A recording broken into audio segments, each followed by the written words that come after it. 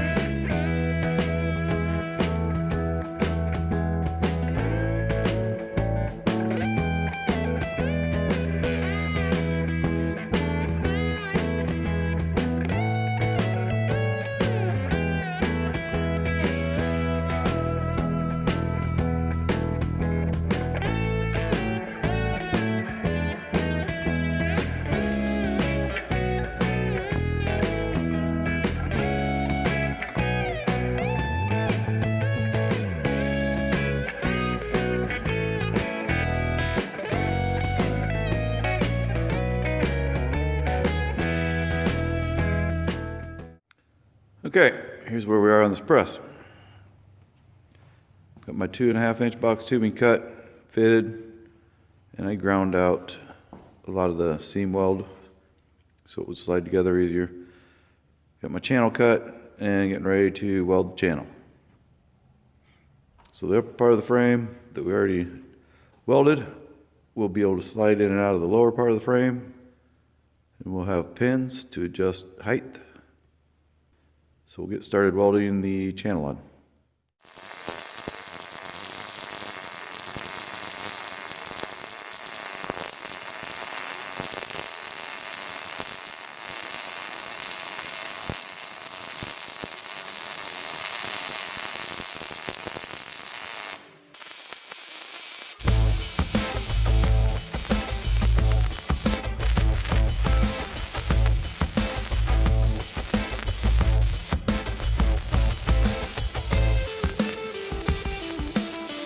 All right, for now I just welded up both ends of the channel. We'll get more weld on here later, but this is just to get it held together and make sure everything's going to slide and work okay.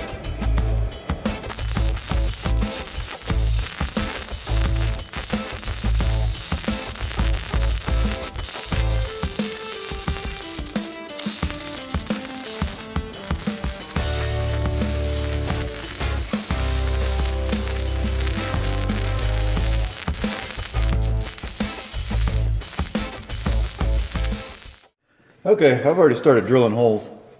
I actually drilled this one with the outer 2.5 inch box tubing that this is going to slide in and out of for height adjustment. So I drilled through both together at the same time to get me started and get things set. And I've slid the that tubing off. Get it out of the way because you don't need holes, multiple holes through that 2.5 inch box tubing, the outer sleeve. Just here on the inner sleeve, we're going to make them 1.5 inches apart. I'm just going to step down through here. There's a hole that I've already drilled. I have digital readouts here. Okay, so I locked it down there. It's bouncing around 2999. And 3, close enough. So we're going to punch a hole there. We'll move it down. What we start off with here is this called a center drill. It's a pilot drill. It's made for starting your hole. And so they're a solid rigid steel. They don't flex, they don't bend, they don't walk like a regular drill bit does, but they also do not have a back relief like a drill bit does. So you have to use a quality lubrication to drill with this. If you don't, that pilot can break off in the hole and you may scrap something. So you want to use a good lubrication. One of the things I like to use for this is this wax. It's made by LPS Edge. Name's all wore off. This stick was about 1 foot long when I first got it. Lasts a long time. I've had this for years. You also make this, so you can see the name. It is LPS. This is a cream in a tube. Also the Edge. This works as well.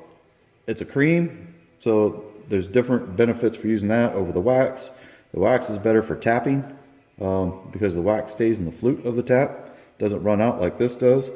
So the wax works really great if you have to tap a manifold for a temperature probe on a turbo vehicle for your exhaust gas temperatures, because the wax will collect all the shavings, cuttings in the flute of the tap.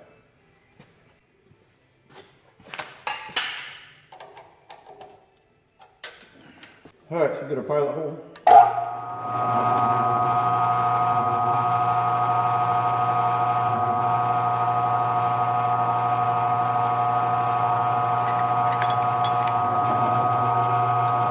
Put a little bit of wax on it.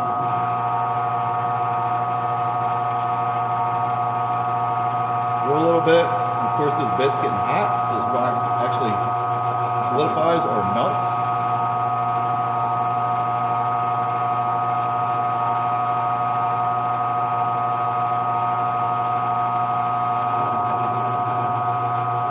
You want to run these center drill or this pilot drill at a higher speed than what you would like a large drill bit. I like to change speeds on the drill press as I go along.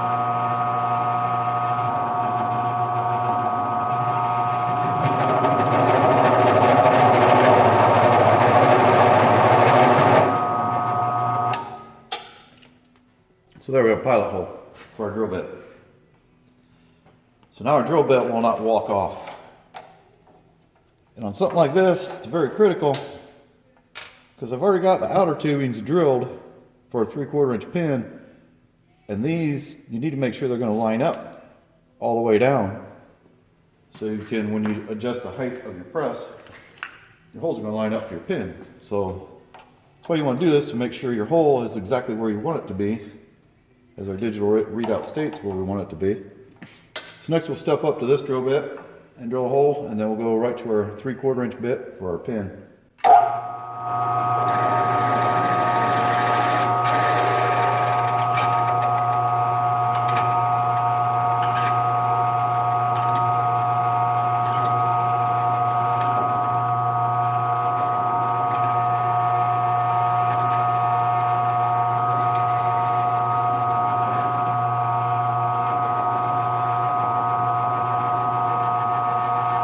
Of course, you got to go through both sides of this box tubing. Right now I'm drilling through the back side.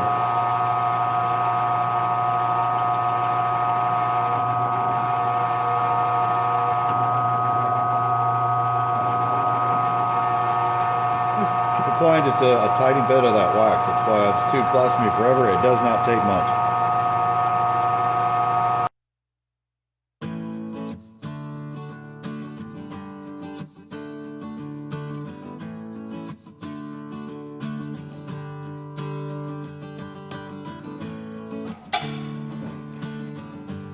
Okay, we'll go to our 3/4 inch bit.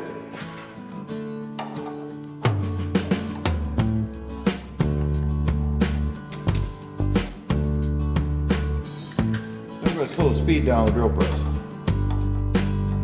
The larger the bit, the slower you should go on speed.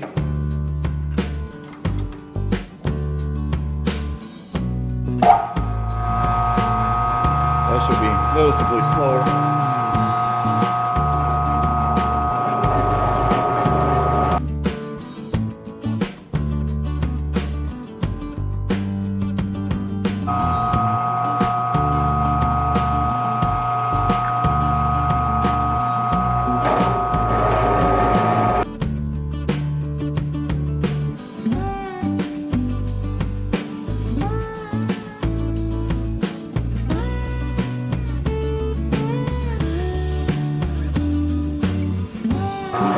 Back side of the tube.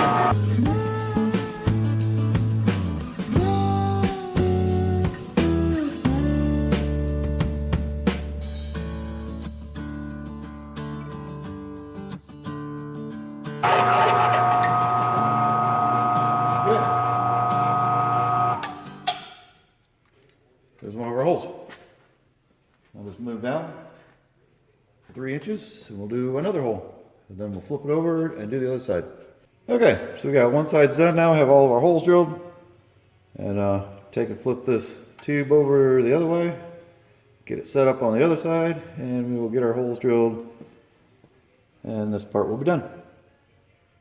Alright, here we are with the press all done. For the most part, frame-wise, got a lot farther to go before it's done finished. But this portion of it, with our holes drilled for our height adjustment, I've got going to be gusseting in here yet. Going to weld in, I think, a 3/8 inch plate across here for the attachment of our bottle jack. So anyway, these are the holes that we drilled. Right now I just got 3/4 inch bolts that I had laying around. I actually may end up using these. I may cut the threads off. These threads want to get caught. Cut the threads off and ball nose the end of that to make it easier to put it in there. It's a little snug. Try to polish up the tubing. Then if we grease it up, it'll slide a lot easier. It don't slide bad, but got a lot of shavings in there yet too for the machining process. All the drilling and everything, got a lot of shavings on everything. Still create a lot of friction, but anyway. I think to adjust it up, just use a jack, lift it up. Place some blocking in underneath the jack and just jack the thing up to the next positions wherever you want it. So once the jack and everything's on here, it's going to be kind of heavy to try to lift that up by hand. Okay, so I made this ring, 4 holes, it's going to be 1/4 for 4 bolts. To when you put those in, the cylinder will be able to hang from these bolts and not fall out. Okay, I'm tapping these with a 1/4 20 drill tap bit for our 4 bolts. That when you put the jack all the way up in there and screw these bolts in, it will go in underneath the top foot on the screw portion of your jack, so the jack cannot fall out. Okay, I've got these gussets tacked on, and the plate with the ring welded to it is tacked on. We're going to get this all welded up now.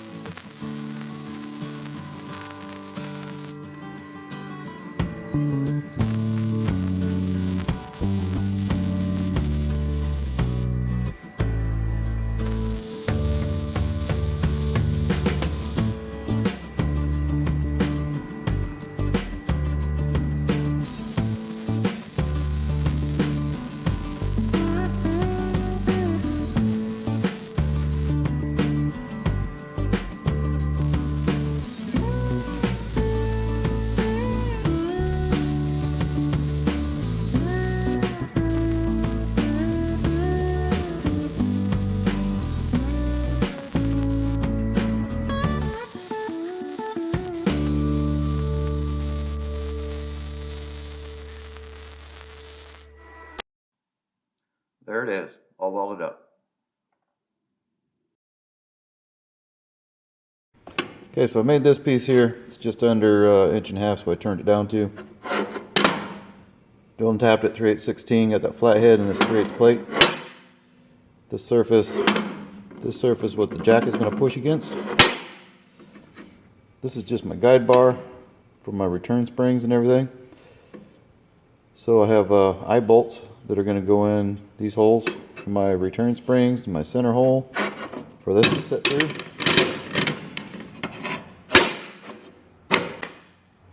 Like so, for actually pressing. So the action is really going to be, the press is going to push on this 3/8 plate onto this solid bar stock. This piece here is just guide piece, return spring connections. So here's my springs. Just picked these up at Lowe's yesterday. 4.5, 5-inch length. I've got a 1/4 inch eye bolts that I picked up. They're going to go through this piece for our spring return. And as well as these pieces on each corners, so I can bolt on some guides. So I can have some guides that'll run along the box tubing. Okay, our press is done. May put some paint on it sometime here. The last thing I had to do was weld it on a 3/4 10 nut. Just drilled a through hole, welded on 3/4 10 nut. We've got a 3/4 eye bolt here for picking this thing up and setting it on. What I plan on doing is just setting it on the small furniture dolly that you get them from Harbor Freight. Got everything done. It works fantastic. We already did one bend, I think. I did that on video, not sure. We'll throw this in here and put another bend in it.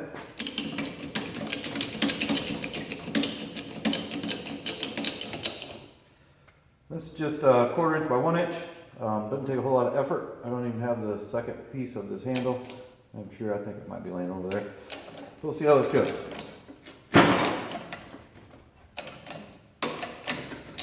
One hand.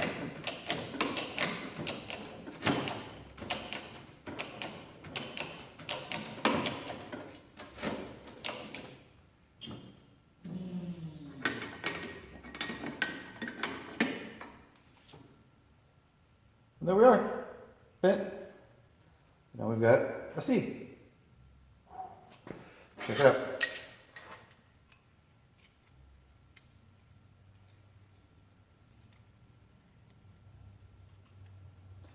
I don't know if you can see that, but it's square. They come out real nice and square. My design is these pins, you can see the holes. I use the jack to raise it up higher. It actually opens up, I think it's over 2.5 foot. is the top opening point. So I just use the jack and stick a piece of wood in there, whatever, jack it up to the next hole, pull pin out, push the pin in, and you're at the next point. Same way of lowering it down. Just use the jack and a block of wood in there, and you don't have to bust your back or do anything else. And you know, your bigger upright presses, unless you buy a real expensive one that's got the cable crank on the side or what have you, it's still a struggle for one person to try to adjust one of those big presses. So I just designed this thing. I just thought it was the easiest way to go, and nice simple bench top press. And one last thing I did this press was, it has 3-piece handle. One piece on the other side. I don't think I'm gonna put all 3 pieces together. I've used the press with just a shorty handle. Kind of difficult when you're getting the thicker material on here. That's what I found. So I've added the second handle. I could add the third. But what I did is I put the third on the other side. I made 2 of these.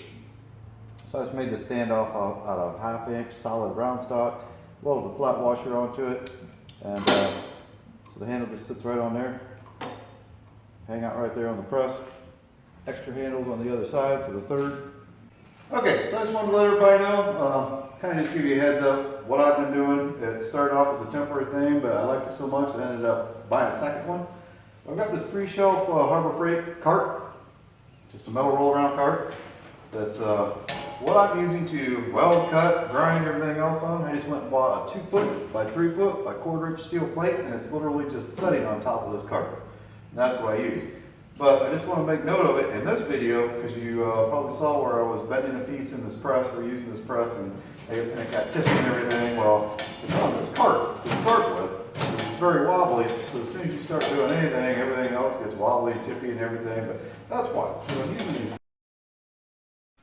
All right, everyone. That concludes the video of making our benchtop press. Works perfect. Does exactly what I wanted. Worked out exactly the way I designed it for. Love it. Great for making brackets, press bearings with it, whatever we need to do. Fantastic setup.